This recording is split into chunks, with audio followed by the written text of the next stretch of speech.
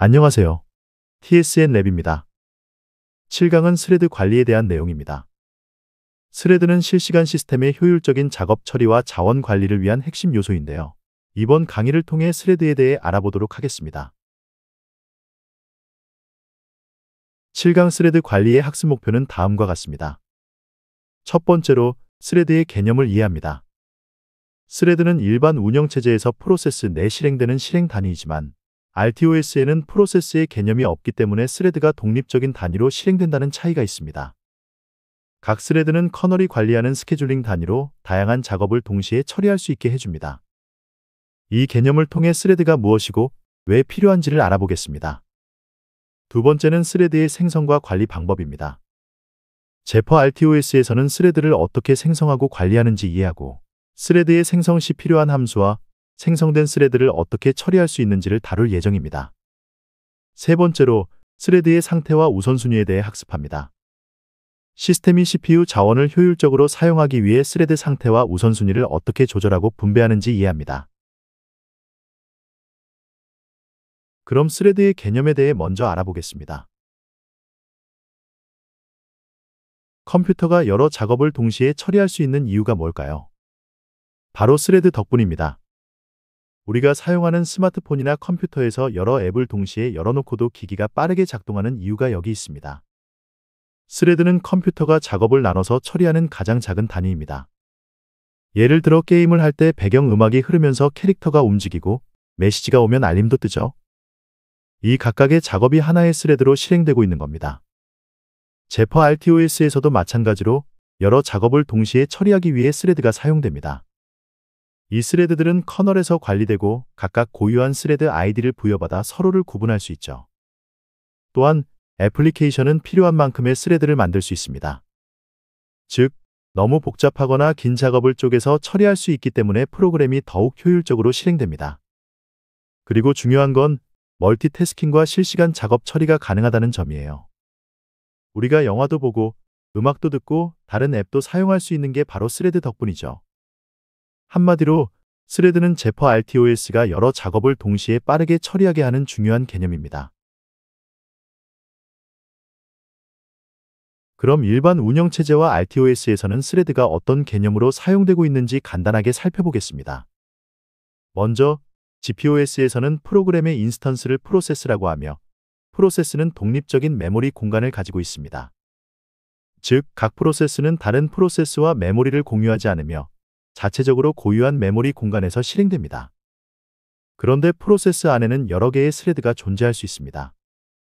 이 스레드들은 같은 프로세스 내에서 실행 단위로 사용되며 코드와 데이터, 힘 메모리는 공유하지만 각자 독립적인 스택 메모리를 가지고 있습니다. 또한 운영체제의 스케줄러가 이 스레드들을 효율적으로 관리하게 됩니다. 반면에 RTOS에서는 GPOS와 달리 프로세스의 개념이 없거나 약하게 적용됩니다. RTOS마다 스레드 또는 태스크 용어를 선택하여 사용하지만 두 용어는 같은 의미입니다.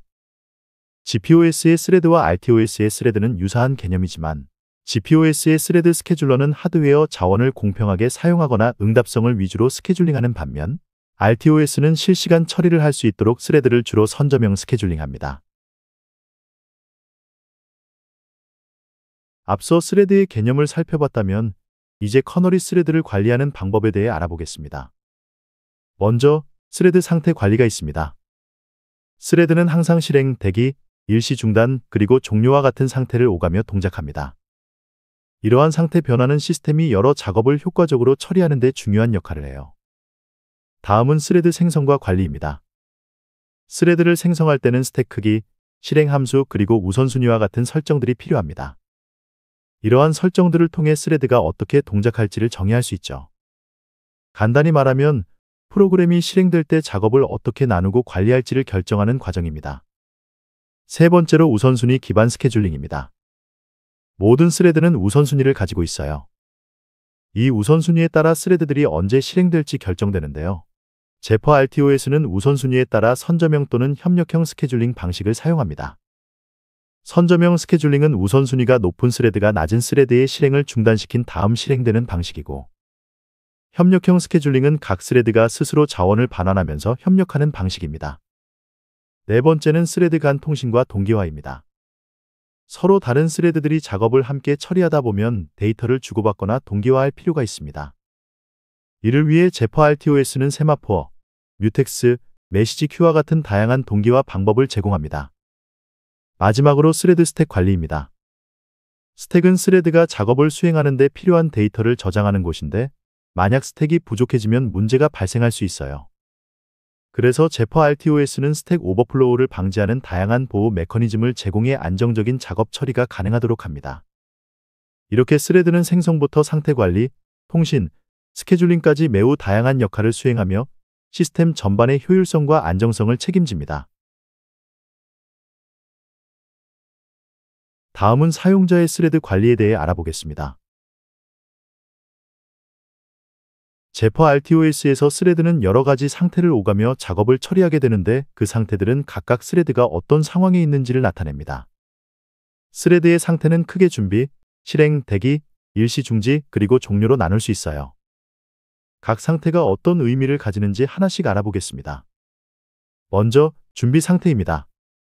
스레드가 준비 상태에 있다는 것은 지금 바로 실행할 준비가 되어 있지만 아직 CPU를 할당받지 못한 상태를 의미합니다. 쉽게 말해 줄 서서 대기하고 있는 상황입니다. 스레드는 이 상태에서 스케줄러가 CPU 자원을 할당해 주기를 기다리며 우선순위에 따라 언제 실행될지가 결정됩니다. 다음은 실행 상태입니다. 이 상태는 말 그대로 스레드가 실제로 CPU에서 실행되고 있는 상태를 뜻합니다.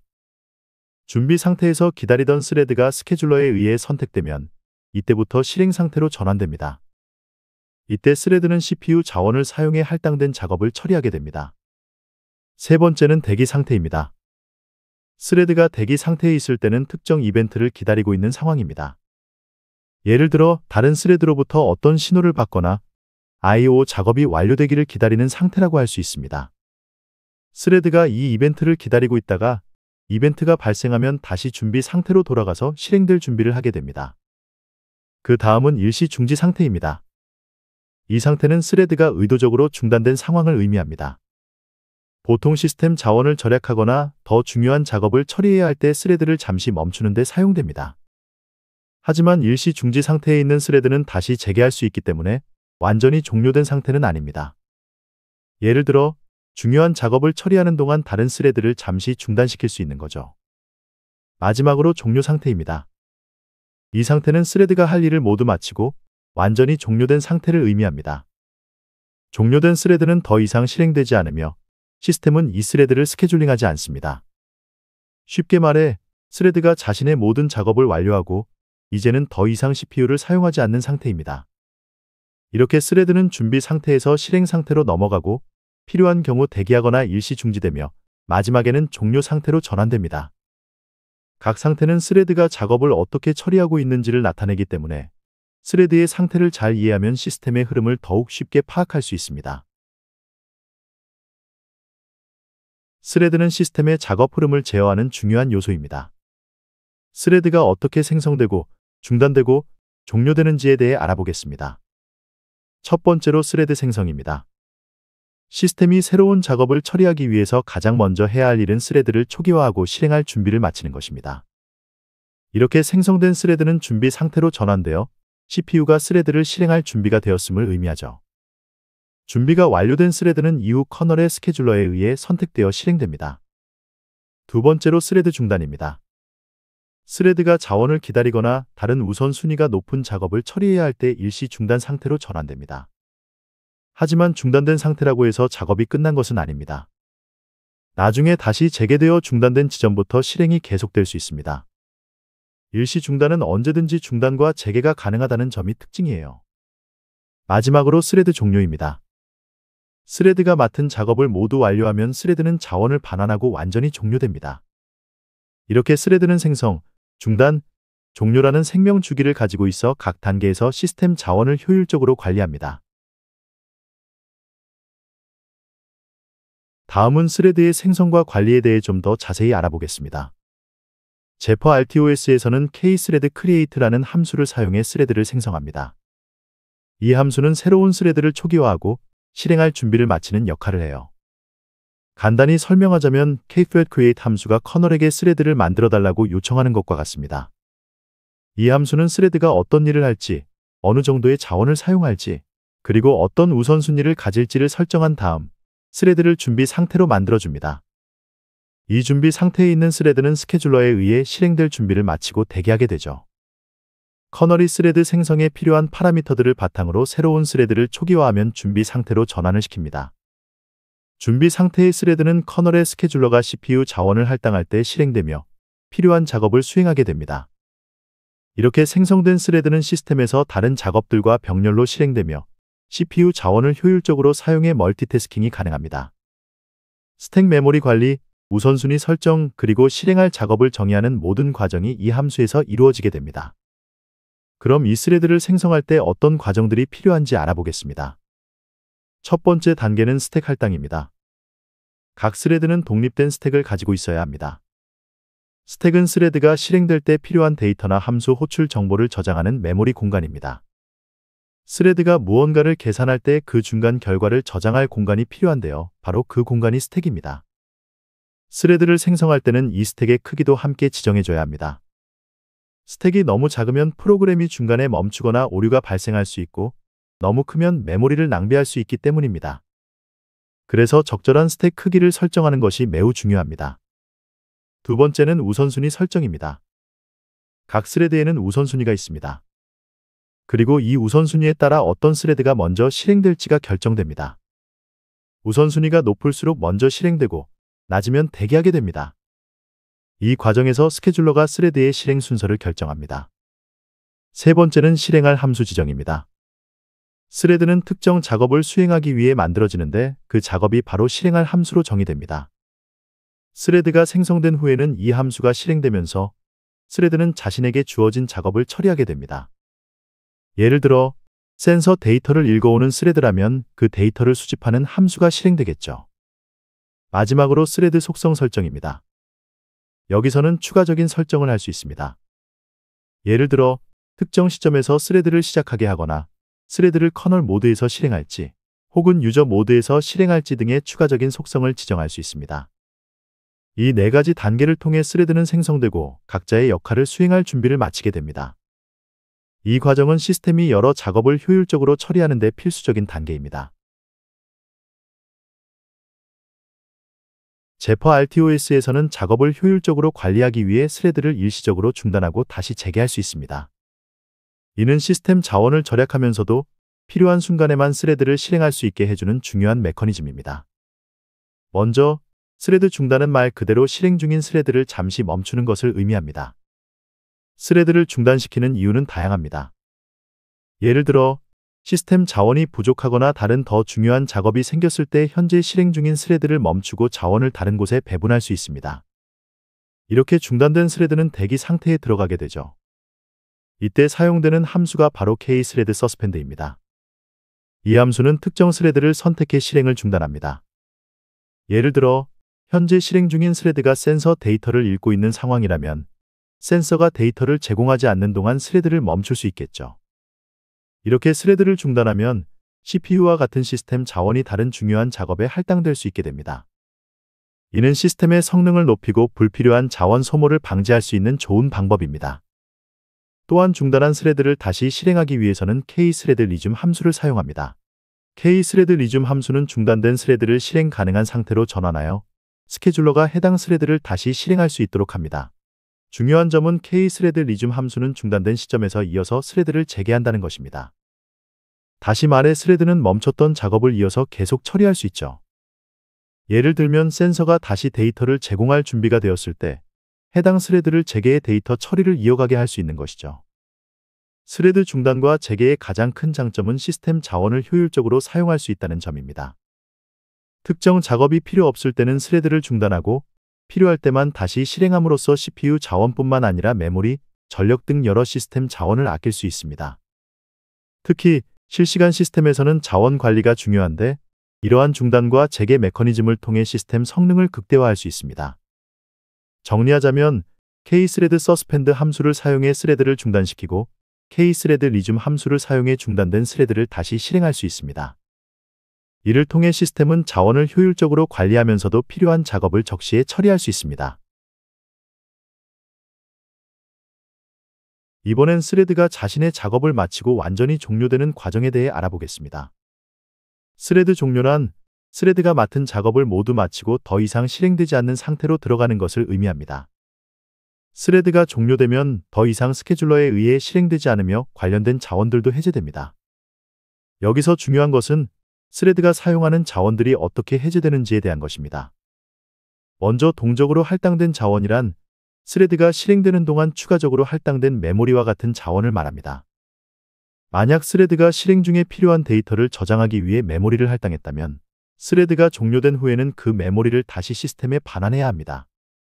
이 반환 작업은 사용자가 직접 처리해야 하며 그렇지 않으면 메모리 누수가 발생할 수 있죠. 반면 시스템이 부팅될 때 할당되는 정적 자원들은 사용자가 따로 해제하지 않아도 시스템이 종료될 때 모든 자원이 반환됩니다. 또한 때때로 특정 스레드를 강제로 종료해야 할 상황도 생길 수 있습니다. 이때 사용되는 함수가 kthread abort입니다.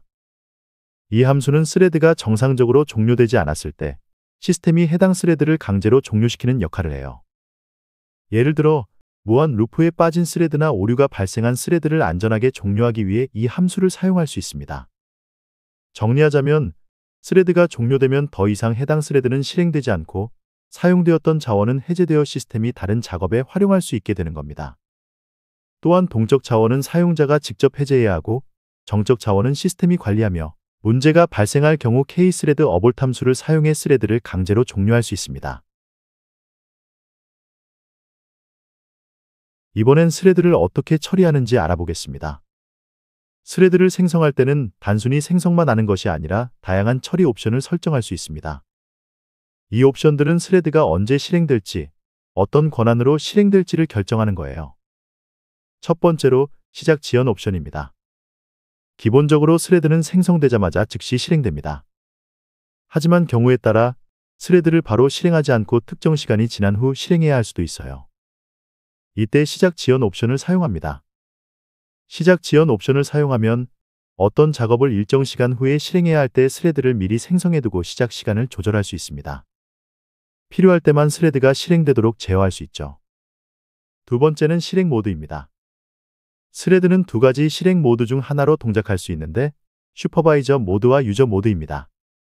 이 모드는 스레드가 시스템 자원에 얼마나 접근할 수 있는지를 결정하는 중요한 설정입니다. 슈퍼바이저 모드는 높은 권한을 가진 실행 모드입니다. 이 모드에서는 모든 메모리에 접근할 수 있고 하드웨어를 직접 제어할 수 있습니다. 이 모드로 실행되는 스레드는 시스템 전체에 영향을 미칠 수 있는 권한을 가지기 때문에 주로 커널이나 드라이버, 시스템 서비스와 같은 핵심 작업에 사용됩니다. 하지만 이 모드는 시스템의 안정성에 더 큰 영향을 줄 수 있기 때문에 신중하게 사용해야 합니다. 반면 유저 모드는 제한된 권한을 가진 실행 모드입니다. 이 모드는 시스템의 안정성을 보호하기 위해 설계되었습니다. 메모리 접근과 하드웨어 제어는 제한되며 시스템에 큰 영향을 미치지 않도록 설계된 모드입니다. 주로 사용자 애플리케이션이 이 모드로 실행됩니다. 이 모드를 사용하면 시스템 전체에 영향을 미치지 않으면서도 안전하게 작업을 처리할 수 있습니다. 즉, 제퍼 RTOS에서 스레드를 생성할 때는 스레드가 언제 실행될지 결정하는 시작 지연과 스레드가 어떤 권한을 가질지를 설정하는 실행 모드를 지정할 수 있어요. 이 옵션들은 시스템 자원을 효율적으로 사용하고 시스템의 안정성을 유지하는 데 중요한 역할을 합니다. 생성된 스레드들은 각자의 우선순위가 있어요. 그리고 이 우선순위에 따라 어떤 스레드를 먼저 실행시킬지 스케줄링을 하게 됩니다. 스레드가 여러 개 있을 때 어떤 스레드가 먼저 실행될지를 결정하는 것을 바로 스케줄링이라고 해요.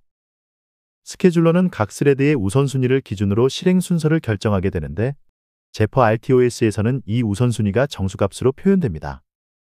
즉, 숫자가 클수록 우선순위가 낮고 숫자가 작을수록 우선순위가 높은 구조이죠. 스레드는 선점형 스레드와 협력형 스레드 두 가지로 나뉘어요. 이 두 스레드는 우선순위와 스케줄링 방식이 다릅니다. 제퍼 RTOS에서는 스레드의 우선순위를 숫자로 설정하며 스케줄러는 이 우선순위에 따라 선점형과 협력형 스레드의 실행 순서를 조정합니다. 이를 통해 시스템은 효율적으로 자원을 배분하고 중요한 작업이 먼저 처리되도록 보장하는 거죠. 선점형 스레드와 협력형 스레드는 스케줄링 방식에서 차이를 보이는데요. 각각의 특징을 한번 살펴보도록 하겠습니다. 먼저 선점형 스레드입니다. 선점형 스레드는 우선순위 값이 0 이상으로 설정되며 더 높은 우선순위를 가진 스레드가 준비 상태에 있으면 현재 실행 중인 스레드가 즉시 중단됩니다. 이때 우선순위가 높은 스레드가 CPU 자원을 차지하게 되는 것이죠. 즉, 운영체제가 언제든지 스레드를 강제로 중단하고 더 중요한 작업을 처리하는 데에 자원을 배정할 수 있습니다. 예를 들어 우선순위가 낮은 스레드가 데이터를 계산하는 중에 우선순위가 높은 스레드가 실행되려고 하면 계산 작업을 중단하고 더 중요한 스레드가 먼저 실행되도록 하는 거예요. 이렇게 운영체제가 실행 순서를 적극적으로 제어하기 때문에 선점형 스레드는 실시간 시스템에서 중요한 역할을 합니다. 다음으로 협력형 스레드입니다. 협력형 스레드는 우선순위 값이 음수로 설정되며 스레드가 스스로 실행을 중단하지 않는 한 다른 스레드가 끼어들 수 없어요. 즉, 현재 실행 중인 스레드가 자발적으로 실행을 마치거나 자원을 양보할 때까지 기다려야 합니다. 이 방식은 선점형 스레드와 달리 운영체제가 강제로 스레드의 실행을 중단할 수 없습니다. 협력형 스레드는 시스템에서 매우 중요한 작업을 수행할 때 사용되며 우선순위가 낮아도 스스로 자원을 양보할 때까지 실행을 지속합니다.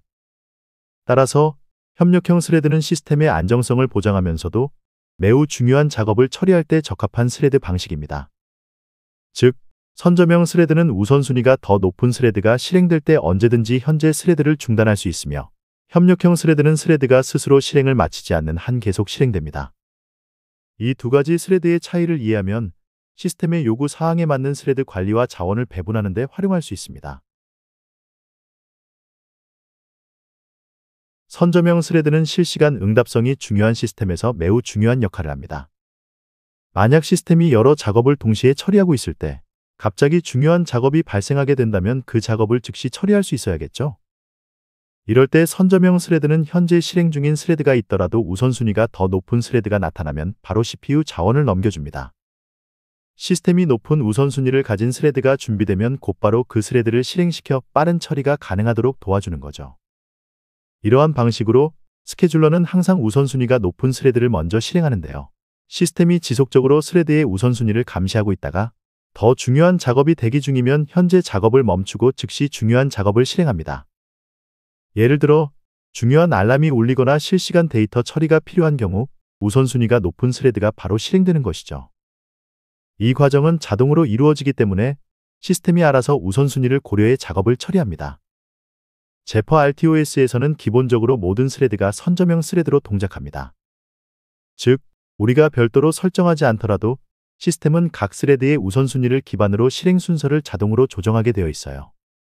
그래서 더 중요한 작업이 나타나면 자동으로 우선순위가 낮은 작업을 멈추고 중요한 작업을 실행하게 되죠. 이 덕분에 시스템은 실시간으로 발생하는 다양한 작업들을 효율적으로 관리할 수 있게 됩니다. 선점형 스레드는 실시간으로 빠르게 응답해야 하는 시스템에서 우선순위를 기반으로 중요한 작업을 우선 처리해 시스템 성능을 높이는 역할을 합니다. 다음은 선점형 스레드에 적용되는 라운드 로빈 방식에 대해 알아보겠습니다. 라운드 로빈은 동일한 우선순위를 가진 여러 스레드가 있을 때 각 스레드에게 CPU 자원을 공평하게 나누어주는 시간 분할 방식입니다. 즉, 동일한 우선순위를 가진 스레드들이 동시에 존재할 경우에 각각의 스레드가 정해진 시간 동안만 실행되고 그 시간이 지나면 다음 스레드로 실행이 넘어가는 방식을 뜻해요. 라운드 로빈은 시간 분할 방식이라고도 부르는데 이 방식에서는 각 스레드가 고정된 시간 동안만 실행됩니다. 이 시간이 지나면 스케줄러는 자동으로 다음 스레드에게 실행 기회를 줘요. 그래서 여러 스레드가 우선순위가 같더라도 CPU 자원을 고르게 사용할 수 있도록 도와주는 거죠. 제퍼 RTOS에서는 2라운드 로빈 방식을 선택적으로 활성화할 수 있습니다. 시스템 설계자가 필요에 따라 라운드 로빈을 활성화하거나 비활성화할 수 있어요. 이 기능은 config time slicing이라는 옵션을 통해 설정할 수 있습니다.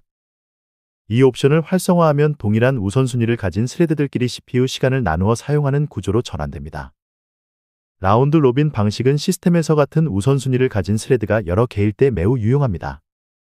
만약 라운드 로빈이 없으면 한 스레드가 CPU 자원을 독점할 수 있지만 라운드 로빈을 사용하면 각 스레드가 고르게 CPU 자원을 사용할 수 있게 되죠. 시스템이 여러 작업을 동시에 처리하면서도 특정 스레드가 과도하게 자원을 독점하지 않도록 CPU를 효율적으로 분배하는 데 중요한 역할을 합니다. 협력형 스레드는 스케줄러에 의해 자동으로 선점되지 않는 스레드입니다. 스레드가 한번 실행되기 시작하면 자신이 맡은 작업을 끝마칠 때까지 다른 스레드가 끼어들 수 없습니다. 운영체제가 강제로 스레드를 중단시키지 않고 스레드가 스스로 자원을 양보할 때까지 CPU 자원을 독점적으로 사용할 수 있게 되는 것이죠. 그렇기 때문에 선점형 스레드에 비해 시스템의 응답성이 낮을 수 있어요. 이 방식은 특정 작업을 독점적으로 처리해야 할 때 유용합니다. 예를 들어 중간에 끊기면 안 되는 중요한 작업이나 안정적인 처리가 필요한 작업을 할 때 협력형 스레드를 사용하면 좋겠죠. 스레드가 작업을 끝마치기 전까지는 다른 스레드들이 실행되지 않으니 CPU 자원을 온전히 사용할 수 있는 것이죠. 또한 협력형 스레드는 특정 작업을 안전하게 처리해야 할 때 효과적입니다. 만약 중요한 데이터를 처리하는 스레드를 협력형 스레드로 설정하면 그 스레드는 작업이 끝날 때까지 방해받지 않으며 안정적으로 실행됩니다. 이처럼 협력형 스레드는 중요한 작업을 완벽히 끝마칠 수 있도록 도와줍니다. 협력형 스레드가 너무 오랫동안 실행되면 다른 스레드들은 그 작업이 끝날 때까지 대기해야 하기 때문에 이 방식은 시스템의 응답성을 떨어뜨릴 수 있다는 단점이 있어요. 그래서 언제 협력형 스레드를 사용할지 신중하게 판단하는 것이 중요합니다. 정리하자면 협력형 스레드는 스스로 작업을 끝마칠 때까지 CPU 자원을 독점할 수 있기 때문에 중단 없이 작업을 처리해야 할 때 매우 유용하지만 시스템 전체의 응답성이 낮아질 수 있기 때문에 적절한 상황에서 사용하는 것이 필요합니다. 여러 개의 스레드가 동시에 실행되면 이들 간의 데이터를 주고받거나 자원을 공유할 때 서로 충돌하지 않도록 동기화가 필요합니다. 제퍼 RTOS에서는 이러한 통신과 동기화를 위해 세마포어, 뮤텍스 그리고 메시지 큐라는 도구를 제공해요. 세마포어는 동기화 도구로 여러 스레드가 하나의 자원을 동시에 사용하려 할 때 자원 접근을 제어하는 역할을 합니다. 예를 들어 2개 이상의 스레드가 같은 데이터에 접근하려고 하면 데이터가 엉킬 수 있는데 세마포어는 스레드들이 차례로 자원을 사용할 수 있도록 제어해 줍니다. 세마포어를 통해 스레드들이 서로 기다리면서 충돌 없이 자원을 사용할 수 있게 되는 것이죠. 뮤텍스도 자원 접근을 제어하는 도구인데 상호 배제를 보장하는 것이 특징입니다. 상호 배제란 하나의 자원을 동시에 여러 스레드가 접근하지 못하도록 막는다는 뜻입니다. 즉, 뮤텍스를 사용할 때는 단일 스레드만 특정 자원에 접근할 수 있게 되고 다른 스레드는 그 자원을 사용하기 위해 대기하게 됩니다. 예를 들어 파일을 동시에 여러 스레드가 수정하지 못하게 하려면 뮤텍스를 사용해 하나의 스레드만 파일에 접근하도록 할 수 있습니다. 메시지 큐는 스레드들이 통신을 위해 데이터를 주고받아야 할 때 사용하는 도구입니다. 스레드들이 메시지 큐에 데이터를 넣어두면 다른 스레드가 그 데이터를 받아서 처리할 수 있습니다. 예를 들어 센서 데이터를 수집하는 스레드가 메시지 큐에 데이터를 넣으면 데이터를 처리하는 스레드가 이를 받아서 분석하는 식으로 스레드 간 안전하게 데이터 교환을 할 수 있게 됩니다. 결국 이 도구들을 통해 스레드 간 자원의 충돌을 방지하고 안전하게 데이터를 주고 받을 수 있는 거죠. 동기화에 대한 내용은 다음 강의에서 다룰 예정이니 그때 좀 더 자세하게 알아보도록 하겠습니다. 스레드가 작업을 수행할 때 사용하는 중요한 메모리 공간이 바로 스택인데요. 스택이 어떤 역할을 하고 어떻게 관리되는지 알아보겠습니다. 스택은 함수 호출이나 지역 변수를 저장하는 메모리 공간입니다. 스레드가 어떤 작업을 수행할 때 그 작업에 필요한 값들을 스택에 저장하게 되는데요. 이때 각 스레드마다 독립된 스택이 할당됩니다. 이렇게 스레드가 독립된 고유한 스택을 가지면 스레드들이 서로 간섭하지 않고 안정적으로 작업을 처리할 수 있게 됩니다. 스택의 크기는 스레드를 생성할 때 설정돼요. 스택 크기는 스레드가 얼마나 복잡한 작업을 수행하는지 또 얼마나 많은 로컬 변수가 필요한지에 따라 달라집니다. 복잡한 계산을 하는 스레드는 큰 스택이 필요할 수 있고 간단한 작업을 하는 스레드는 작은 스택이면 충분할 수 있습니다. 또한 스택의 크기가 너무 작으면 문제가 생기기도 하는데요. 그것을 스택 오버플로우라고 합니다. 이는 프로그램이 중단되거나 잘못된 결과를 초래할 수 있습니다. 반대로 스택 크기가 너무 크면 메모리를 낭비하게 됩니다. 스레드가 실제로 사용하지도 않는 큰 스택을 할당받게 되면 그만큼 시스템 자원이 낭비될 수 있죠.